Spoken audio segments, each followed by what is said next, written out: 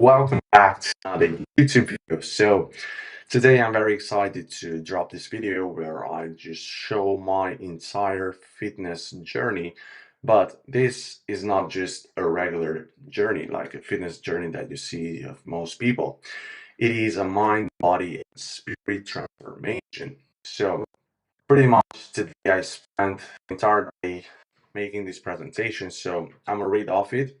It's very authentic and raw so that you can actually relate to it and learn from it. So let's just dive straight into it. As I said, I didn't just change my body, I had to dive to all the versions of myself.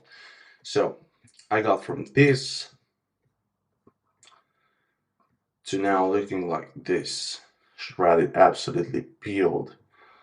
The best look I have had. So this is not a fitness transformation, it's the story of how I stopped running from life.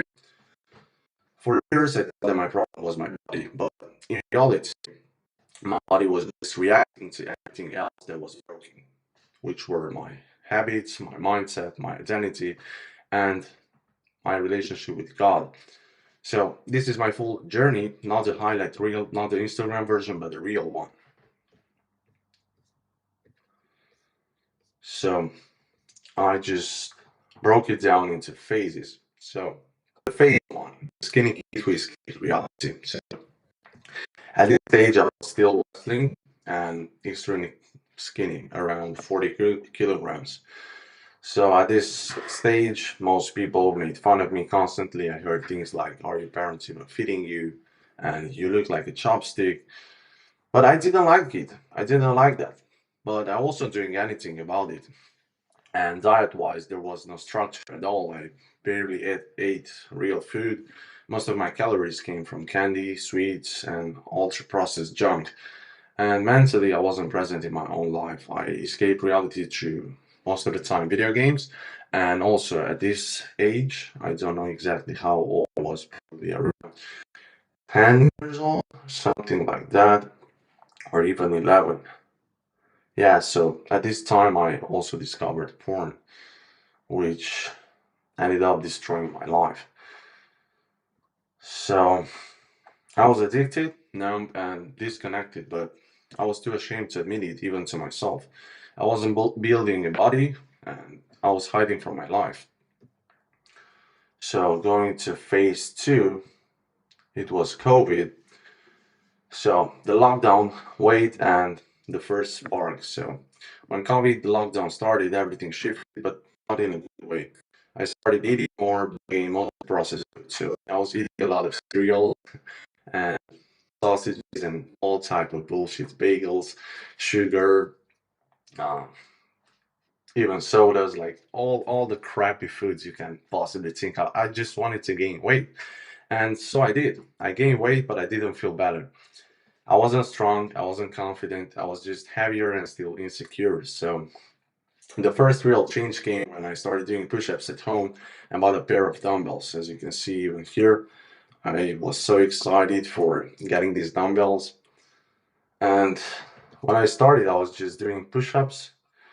I started off doing like 5 sets, 20 push-ups, and I was doing that every single day. Obviously, having also some rest days, but that's how it all started. And for the first time in my life, I saw progress that came from effort. And the first spark of progress made me believe that change was possible. So going on to phase three, where I just fall in love with lifting.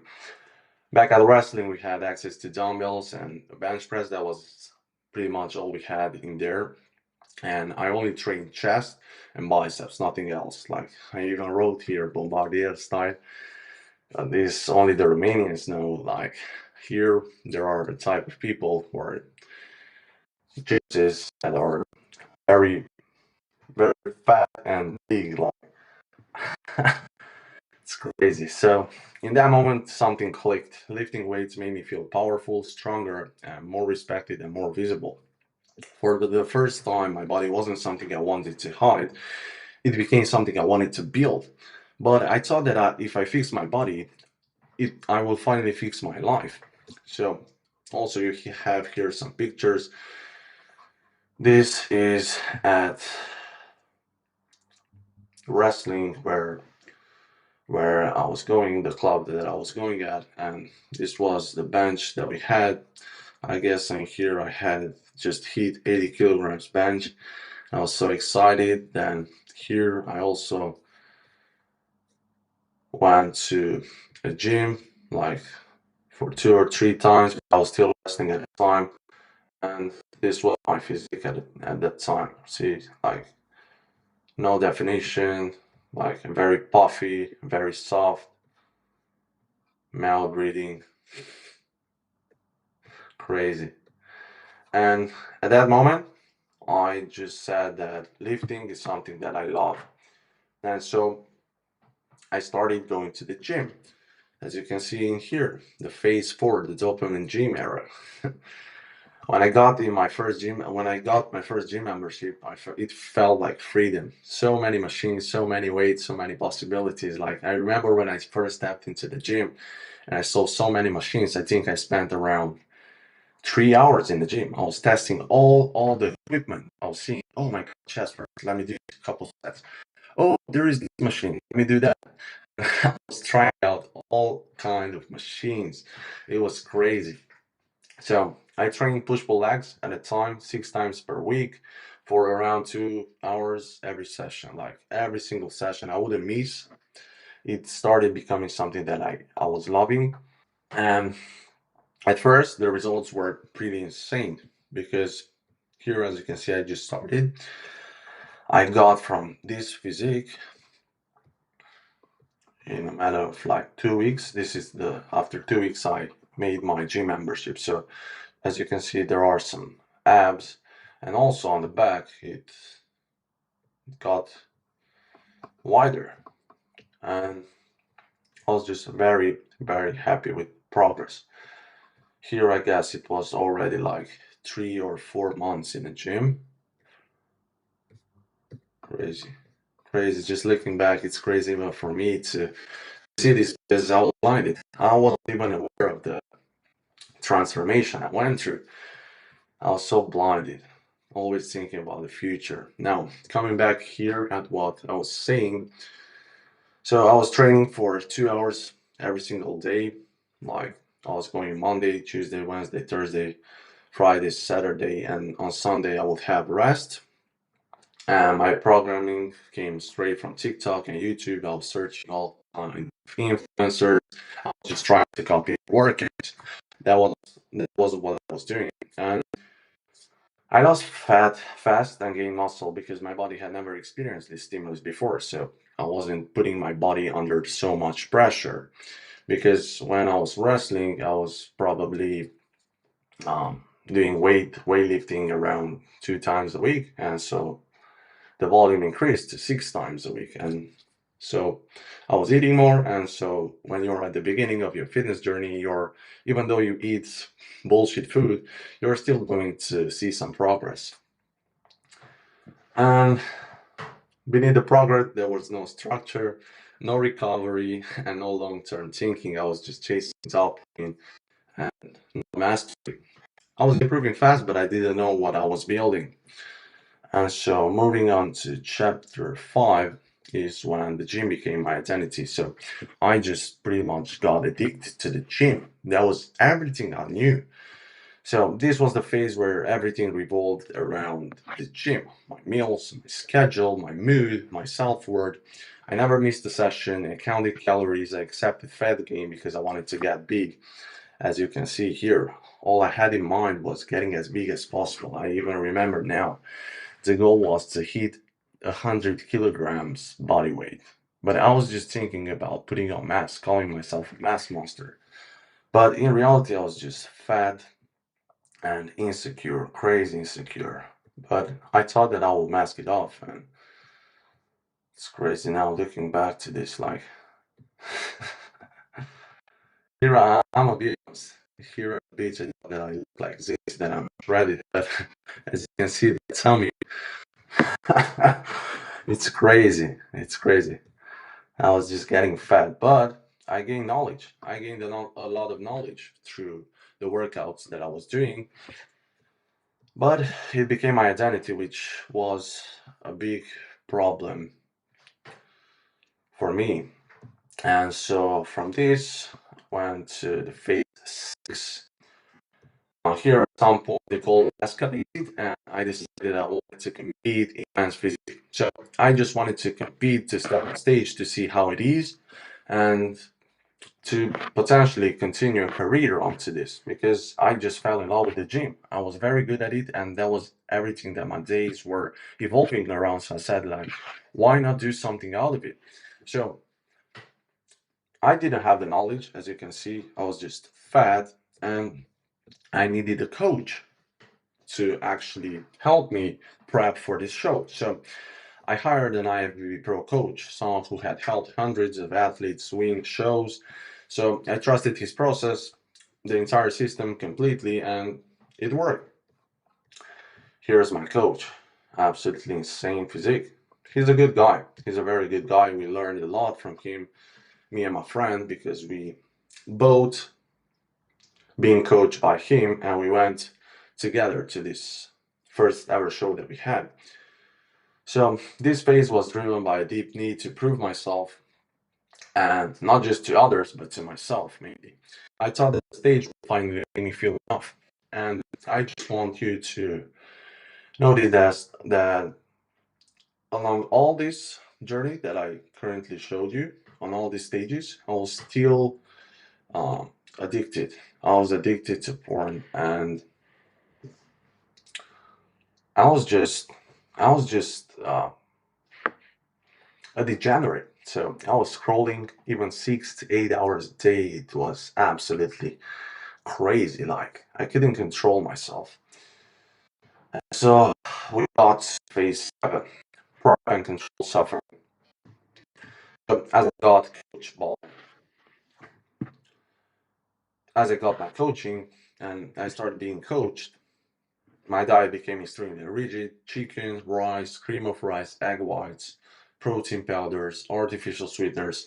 So I got leaner, I looked better, as you can see here, but I was feeling off. I was feeling like shit. So internally, things were getting worse. Food lost joy. I remember I was just stuffing myself and feeling bloated constantly. Like,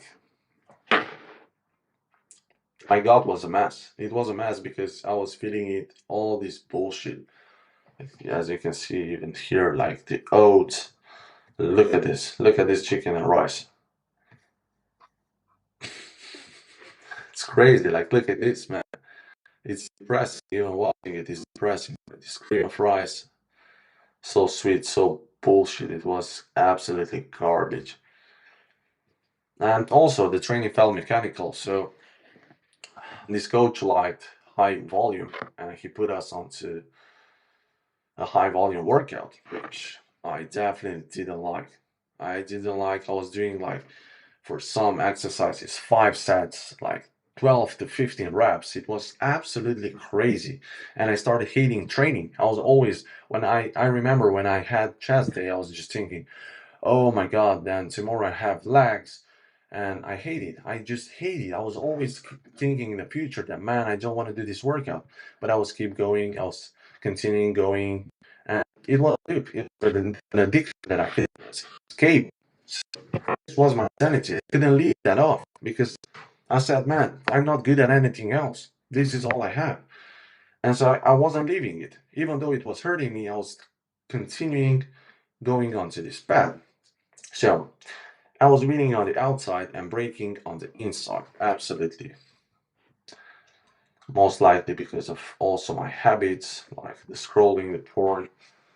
And so here's where things got tougher: injury, family pain, and mental collapse. A few weeks before the show, I crushed my finger between two dumbbells. So I remember I was about to hit a drop set, and when I let the dumbbells down, poof, there was another pair of dumbbells, which I did the previous set, and it just got my finger into it, and it just broke it.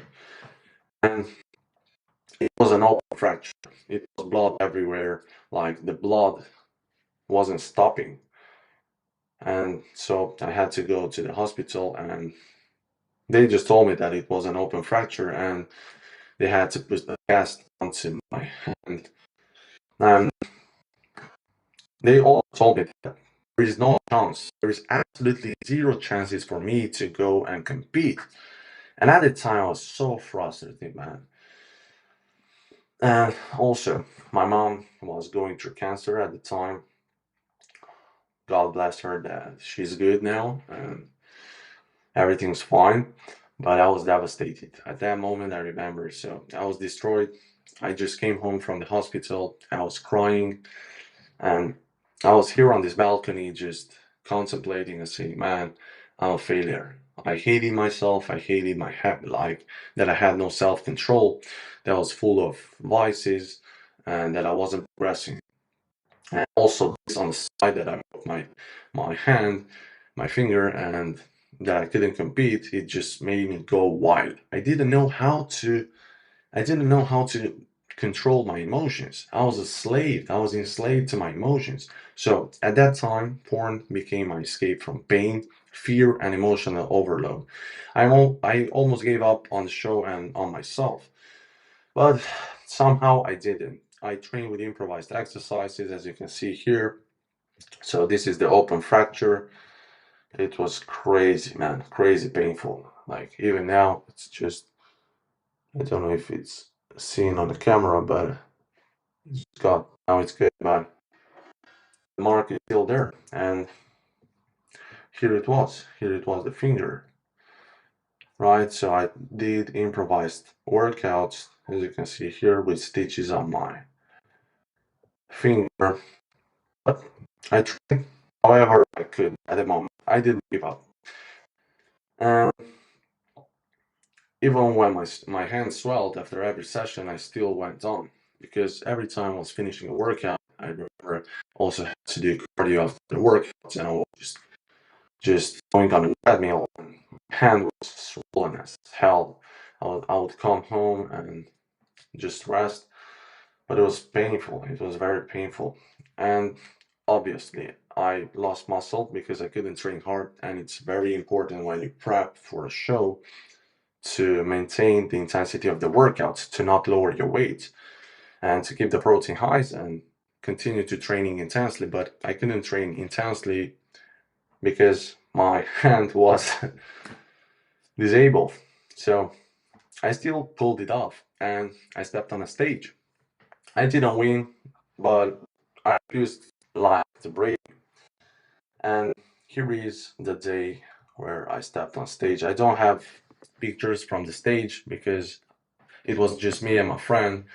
We had nobody to take picture of us, but here is the physique from the show day. It was pretty lean.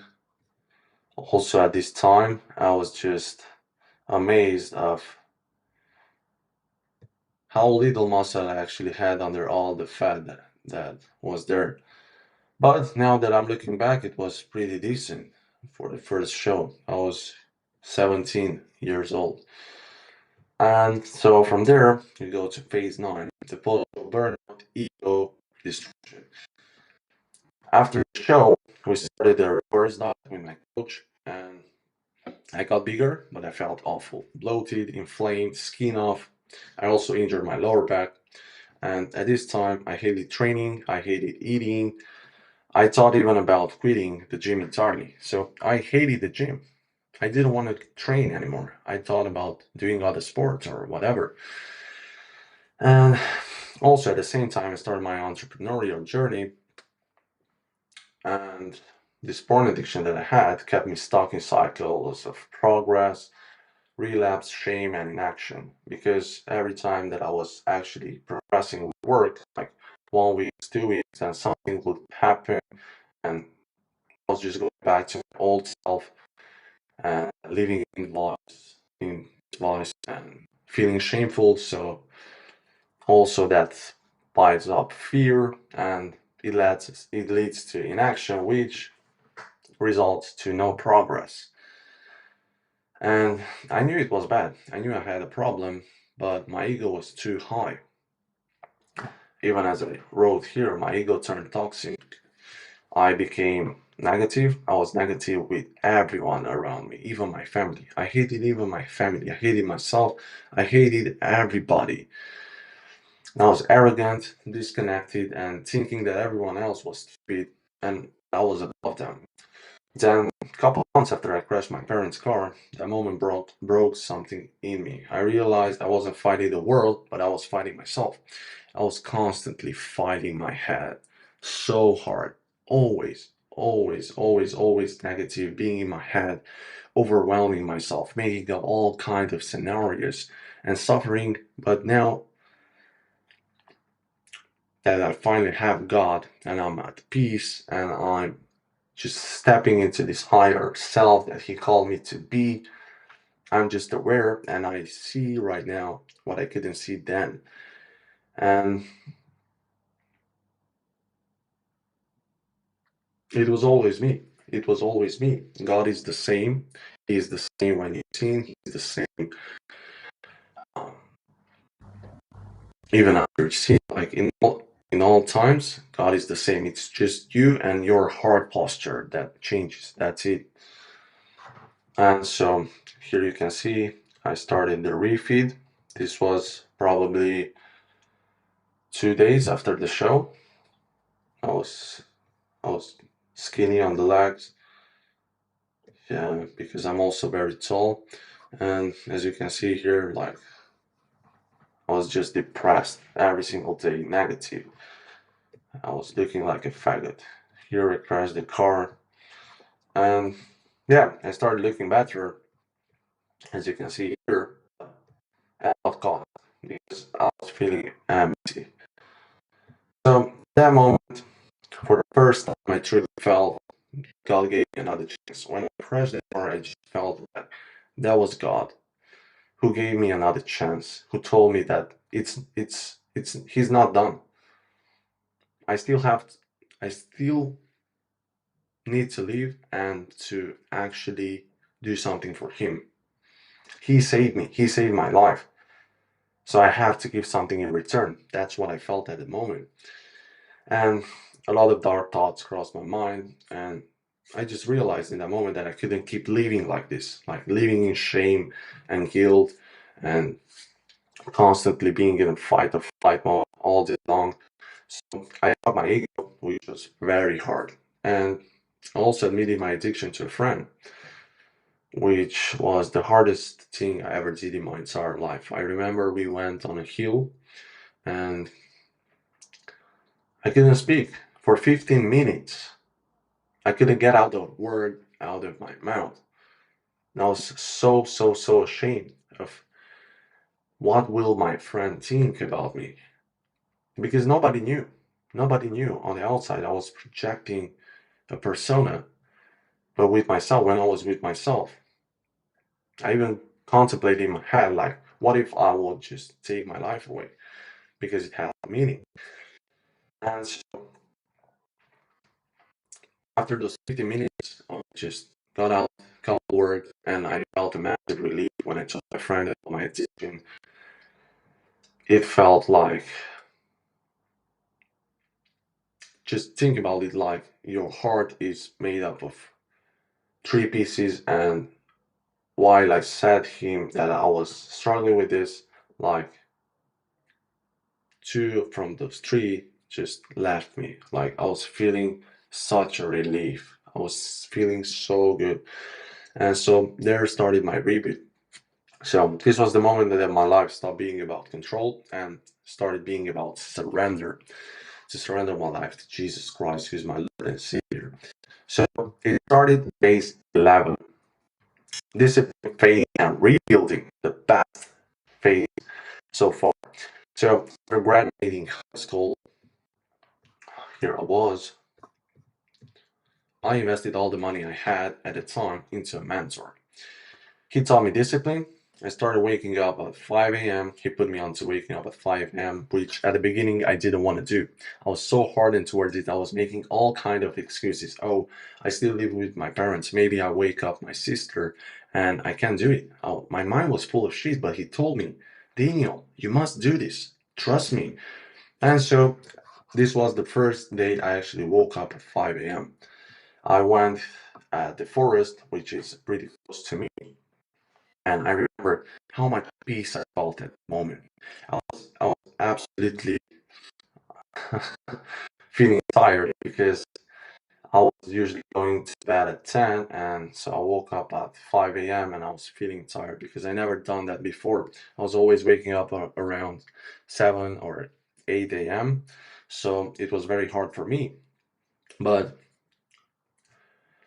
long story short, since then I'm waking up every single day. Like I didn't miss maybe just one day, or that was it. Like I never missed a day. I was waking up at 5 a.m. consistently each and every single day. And now I find the sweet spot so that I actually have my sleep schedule fixed. Then I wake up at 5:45. So it's still hard for the mind. It's trying to mindset. But I'm also not neglecting the sleep, which is very, very crucial for all the functions on the way you think and so on. But we are letting that for another YouTube video where I just dive in how to improve your sleep and everything you know, everything you need to know about sleep. So we worked on mental toughness, emotional regulation, and facing fear, even including speaking on camera, which this is the longest video I ever did in my entire life. And it's first time. I will post it the way it is. I made mistakes, but that's the only way you are going to grow. Out of mistakes, out of failures. And at the same time, I started reading the Bible seriously. I surrendered my life to God. I started praying more, started getting in the Word of God and actually applying, not just listening, but doing. And that shows up through your actions. And also, something that helped me tremendously is that I joined the community of Christ-centered men. And that brotherhood changed everything. It changed everything for me. Like we had weekly calls where we go on to Bible, take verses, and we pray together, and we do all of stuff. It's awesome. And slowly, I break free from that porn addiction that I carried on for so long. Not perfect, but free. So I'm gonna be honest. Like when I started with working with my mentor, I still fall into it like a couple times, two, three times, four times. But it's not all perfection. And now I'm actually free from it. Yeah, I still have thoughts, sometimes lots of thoughts, but I take activity of them and I bring them towards the obedience of Christ. And for the first time, I wasn't building a body, I was building a man. Here's big, this is actually a group call. I also had one-on-one coaching calls with my mentors. This is my mentor, Brandon, aka Sumo. And I started adopting healthier habits like reading. It's awesome. Also waking up early. Like here you can see the Bible, man's aesthetic. Awesome. And pretty fast forward to now. The most alive I've ever felt. It's so beautiful now, even looking back after all this progress that I've made, and it's all due to God. Every single thing that I did is due to God, and He knows exactly what you need to go through in order to sculpt you into the man He calls you to be. So, right now, I just frame my mindset of instead, like before, I was always like everything happens against me. No, everything is there to build you, to sculpt you into the man you are called to be. Once you reframe your mind around that, magic will happen. Now, phase 12, vitality, alignment, and purpose, which is now this current day, this couple months. And so I walked away from restrictive bodybuilding nutrition. I texted my coach, which I also did a previous YouTube video on why I quit bodybuilding, and I chose health. So I texted my coach, I thanked him for absolutely the entire journey that we went through, but I told him that I cannot continue this path because it's just not for me. So I removed the powders, artificial sweeteners, and low-fat fear. I focused on whole nutrient-dense foods, whole eggs, beef, raw honey, fruits, white rice, potatoes, kefir, bee pollen, hard cheeses. I also reduced my training volume. I was training also I was going 4 days at the gym, then 1 day rest, and then again 4 days, and then 1 day rest. So it was a split made up for 10 days, where I was going 8 out of 10 times. And so I reduced the volume. Currently, I train 5 times a week, and also thinking about reducing even to 4 sometimes, but I already feel much better because I was training for 2.5 hours. Now I only train for about an hour and 30, with mobility also included into that. And it's awesome. I feel way better, right? My actual lower back started healing, and everything is in alignment. And this is all it is about. Like, you can look the way you want, you can have all the muscle in the world, but at what cost? If you lose your own soul, at what cost? And it doesn't just go to the physique. It can also go with anything of this world. What is the point? And this is coming from God. What is the point of winning the world, of gaining the entire world, if you lose your own soul? It's absolutely meaningless. We have nothing without Christ. So I also started walking daily because previously I wasn't doing any steps. I was doing around 1,000 or 2,000 steps because I said I had a very high metabolism and I lose weight. If I go and do 10,000 steps a day, I will lose weight, and I had to eat even more calories because back when I was bodybuilding, I was eating 4,700 calories every single day, and I hit a plateau where I wasn't even putting on weight on those amount of calories, and I was just like, what the heck, like, will I go to 5,000 calories? I said I can't continue that. Okay, now, to my surprise, I reduced the food. I don't even count my calories, nothing. I just have a frame. I know how many proteins I eat in a day, and I just make sure that I become better at every single workout, that I put slightly a bit more weight, or I improve my form, or I increase my intensity. That's the whole point of the gym. It is for you to get in, do your workout, and get out. Like, the gym is something that should add on to your life and not take out of your life. And to my surprise, as I said, I became leaner, more inert, more energy, and most confident I ever felt, and healthy I ever been.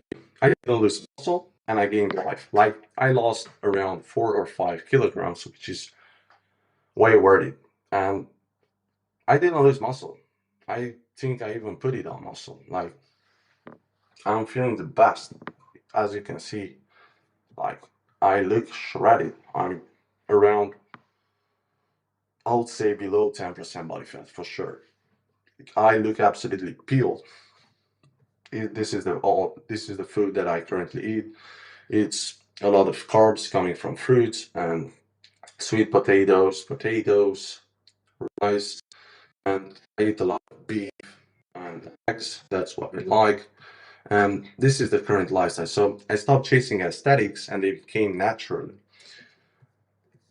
As you can also see, my skin started glowing.